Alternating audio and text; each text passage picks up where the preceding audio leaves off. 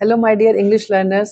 कुछ वर्ड्स इतने कॉमन होते हैं, इतने सिंपल होते हैं कि हम उनको डेली कॉन्वर्जेशन में यूज़ करते हैं, पर साथ ही वो इतने कंफ्यूजिंग होते हैं, इतने मिले जुले होते हैं कि अक्सर हम उनको यूज़ करते समय गलती कर बैठते हैं, जैसे कि raise and rise. Another pair is also there, talk and speak, और third one we can say elaborate and illustrate. तो चलिए आज की वीडियो में यही कुछ वर्ड्स हैं, इनको हम ध्यान से समझते हैं, जानते हैं इनका मीनिंग क्या है और इनको हम प्रॉपरली कैसे यूज कर सकते हैं अपने सेंटेंसेस में। So this is Ritu and you are watching Ritu's Innate English. Welcome back to my channel. Let's get started without any delay. Here is the first confusing pair, that is rise and raise. तो पहले बात करते हैं rise की। rise एक intransitive verb है। It means it does not need any doer. यानी इसको डूअर की जरूरत नहीं है। इसका मतलब होता है to go up by itself, यानी किसी भी चीज का ऊपर जाना और खुद ब खुद, विदाउट एनी डूअर। कुछ एग्जाम्पल सेंटेंसेस देखते हैं। एक तो बहुत ही सिंपल है, आपने अक्सर सुना होगा, the sun rises in the east, यानी कि सूरज ईस्ट में उगता है। तो इसमें कोई डूअर की जरूरत नहीं है। Second one we can say the price of gold is rising rapidly. जो गोल्ड की, सोने की प्राइस है वो काफी रैपिडली मतलब स्पीडली बढ़ रही है। Second word of this pair is raise. Raise needs a doer, it means it is a transitive verb. It means to lift something up by someone. For example, किसी भी चीज का ऊपर उठना, लेकिन उसके लिए एक डूअर की जरूरत होती है।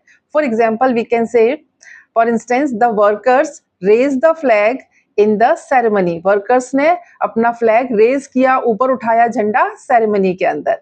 या फिर हम कह सकते हैं, raise your hand who knows the answer. जिसको इसका आंसर पता है वो अपना हाथ ऊपर करें।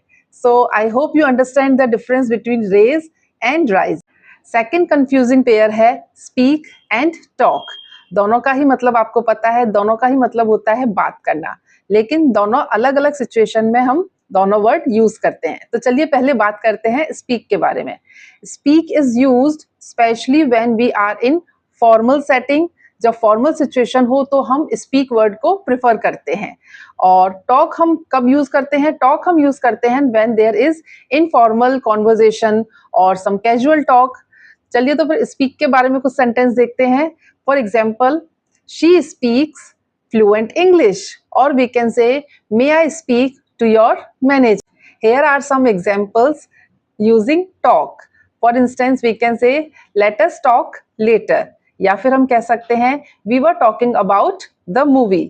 चलिए अब आप बताइए, आप ये चारों जो वर्ड्स हमने अभी डिस्कस किए, speak and talk, और उससे पहले हमने डिस्कस किया था raise and rise, इसके बारे में फटाफट से सेंटेंसेस बनाइए और मुझे कमेंट सेक्शन में शेयर करिए। अब आते हैं हम नेक्स्ट कंफ्यूजिंग पेयर की तरफ। ये कंफ्यूजिंग पेयर है elaborate and illustrate। So illustrate and elaborate दोनों का ही मतलब होता है अपनी बात को समझाना। तो पहले बात करते हैं illustrate की।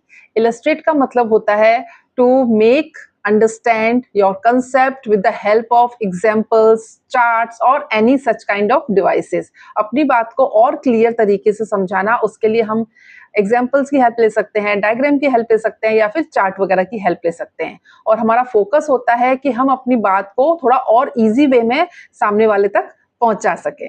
तो इसका मतलब होता है इलस्ट्रेट करना। इलस्ट्रेट को हम एग्जाम्पल सेंटेंस में कैसे यूज कर सकते हैं? For instance, the teacher illustrated the concept with the help of chart. या फिर हम कह सकते हैं, let me illustrate my point with the help of real life examples. So another word of this confusing pair is elaborate. It means to explain something with more detail. इसका मतलब होता है elaborate का कि हमें अपनी बात तो समझानी है, लेकिन डिटेल में समझानी है और गहराई से। To go more deeper and to expand your way, expand your thing. So this is called elaborate. So when we talk about elaborate, elaborate का मतलब होता है और ज्यादा इंफॉर्मेशन लेके हम अपनी बात को गहराई से सामने वाले को समझा सकें। For example, we can say, can you elaborate your answer? या फिर हम कह सकते हैं, she elaborated her ideas in the discussion. So this is all about today's video, and I hope you better understand how to use all these words, confusing words especially, to make sentences and in your daily conversation practice. Thank you. Bye bye. Keep learning. Stay motivated.